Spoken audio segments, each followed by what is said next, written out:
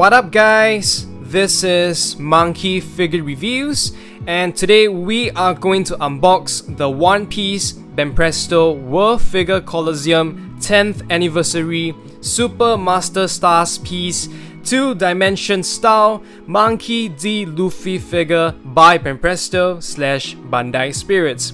First of all, a quick shout out to Chronicles Inc. for being so kind to lend me this figure to review, because I myself, I did not order the figure, I do not own the figure, but I'm still quite interested to see how he looks like. So I'm very appreciative of this opportunity to really take a look at him and also to share my thoughts on this figure. Of course, Chronicles Inc. themselves, they are a local Singapore shop.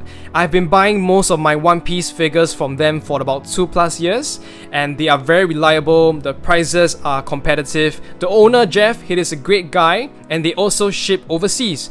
That means you don't have to be from Singapore to buy figures from them. If you want to find out more about Chronicles Inc., you can always look them up at their website or find out more through their social media channels like Facebook and Instagram. Alright, let us take a quick look at the box first before we do the unboxing. By the way, I'm wearing gloves because I just want to be a little bit extra careful and cautious. I'm not handling my own figure. So if you're wondering why I'm wearing gloves, this is the reason. Right at the front, we have this very long series name, our Banpresto logo over there, our Bandai Spirits logo over there. And over here, we have an exclusive Banpresto sticker. The box is really tall, so I'm really reaching out behind the camera. It can be a bit tough for me. Here we have the side view. This is the other side. Another image of Luffy. This is the back. The photo is very similar, nothing really interesting. And at the top here, we have our Toei sticker to prove its authenticity. So it's brand new and sealed. We are going to do the unboxing together. Let's go!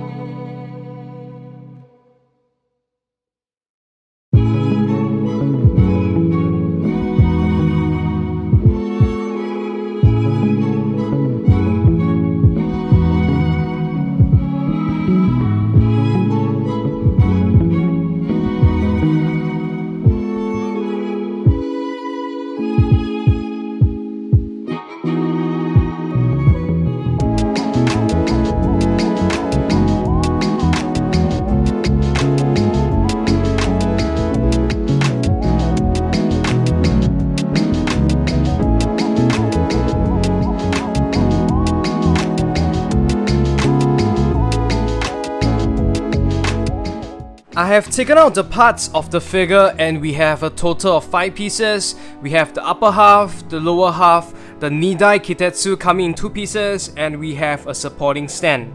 This is how the figure looks like when put together. I gotta say, I can finally sort of understand why people like the manga dimension style, the 2-dimension style, now that I have the time to take a look at it. If you look at the figure from afar, looking at the shading and shadowing done in this stylistic choice, it is honestly quite interesting, almost like a drawing maybe straight out from the manga. So I guess I can understand why people can appreciate this artistic style too. It can be pretty cool looking. If you ask me, maybe if you look at it up close, for example the face, the shading, it is still weird.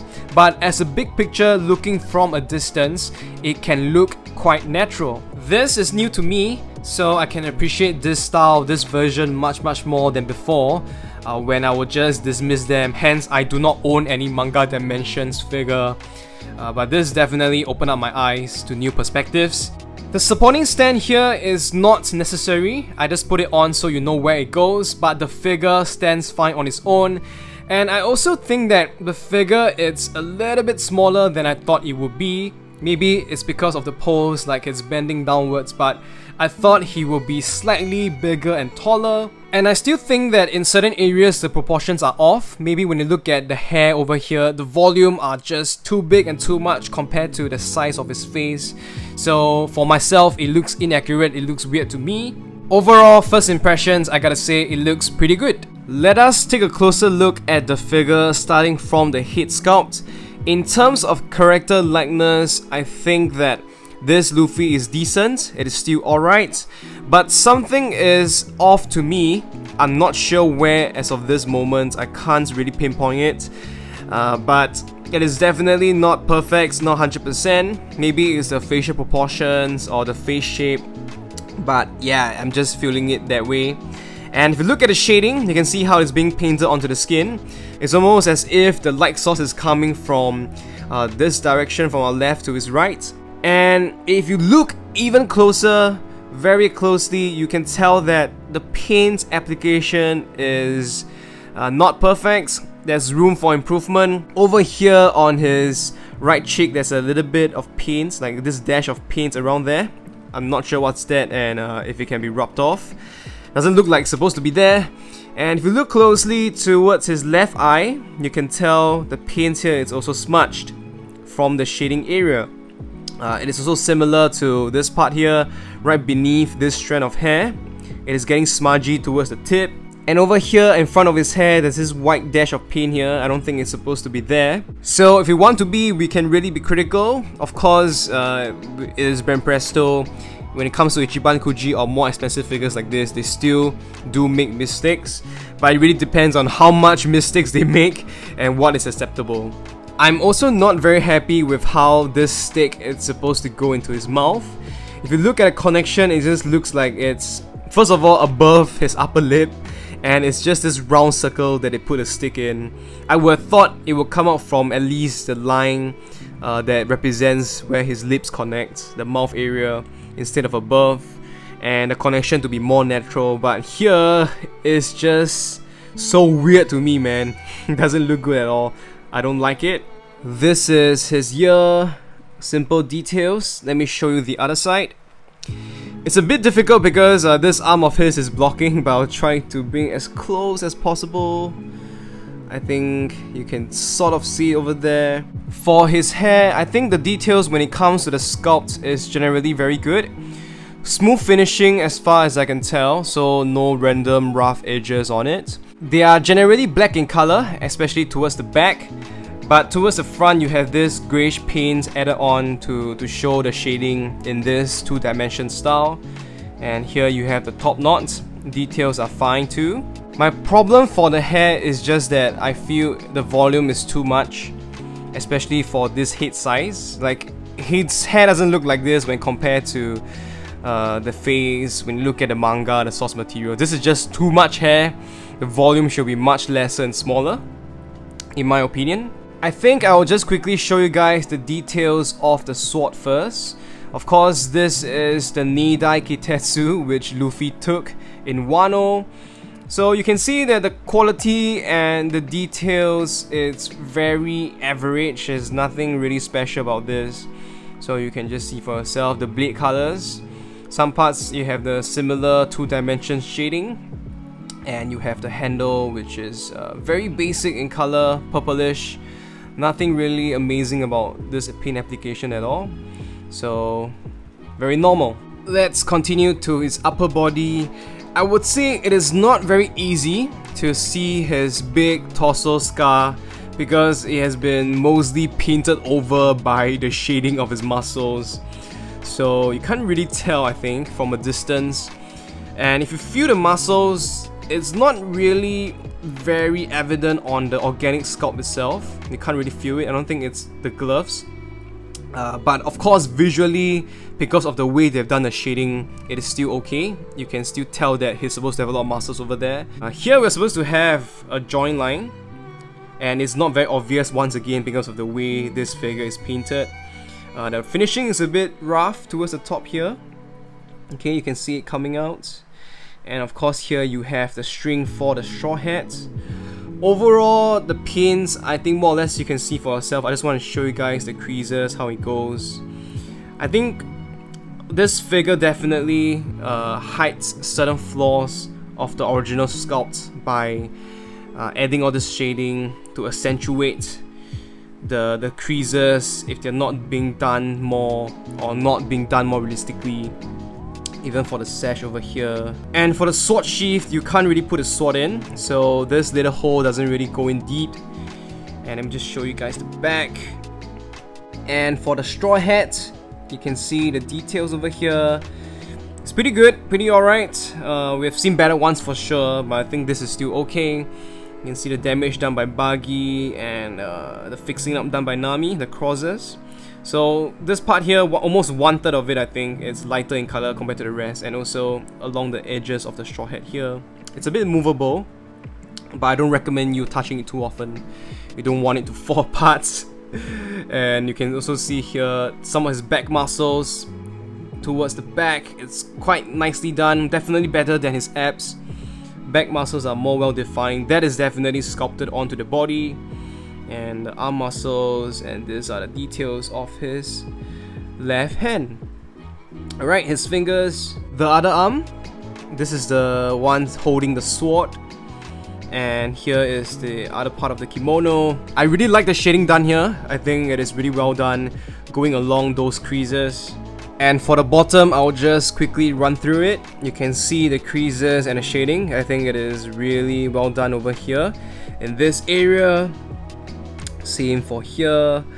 And the sword sheath, it is very similar to the sword itself. The details are very basic and really nothing to write home about. I do wish that, you know, these areas could have been maybe painted in a brighter, glossy, golden color or brown color. Not sure if that's canon, but I think it would look more expensive in a certain way. And this is the back. So you can have all this triangles shading, which is kind of interesting. At the bottom here, you can see that Luffy is also wearing underwear, some tight wrappings around his genitals, but no bulge or anything whatsoever, which is kind of weird because usually they will at least add a little bit on. But maybe, I don't know, maybe Luffy's a rubber man. He has the ability to wrap his stuff tighter than most of us, so kudos to him. And here we have his legs. Not much shading as far as I can tell, except over here. The feet, pretty awesome in the details, as well as the straw sandals. Here as well. At the bottom. The height of this figure from the bottom of his feet to the top of his head, that is around 19.5 cm, around 7 3/4 inches. If you're talking all the way to the top of the sword, that is around 26 cm and around 10 1/4 inches. Here I've taken out some of my Luffy figures for size and scale comparisons. This is the Masterlise Best Edition Luffy, which is around the same scale as a King of Artists, Master Stars piece, Flag Diamond Ship, Glitter and Glamours, Glitter and Brave.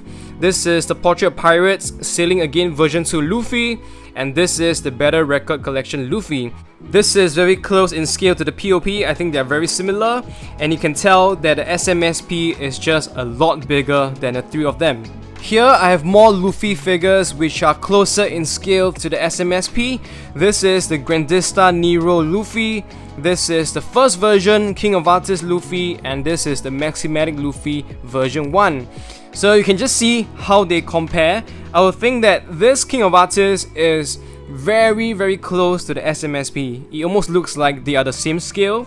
And maybe the Maximatic looks to be smaller and skinnier, maybe due to the proportions.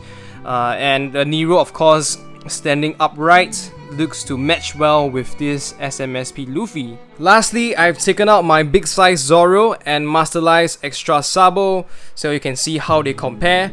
And I think you can tell from this that this Luffy is just smaller and shorter than the other two. So if you want to line them up next to each other side by side, they might not look as good. Alright guys, that's pretty much all I want to share about this figure. In summary, when it comes to the sculpts, the overall quality, it is good, just that there are certain areas for improvement in my opinion. For example, the muscles on the abs, the proportions when it comes to the hair and the face.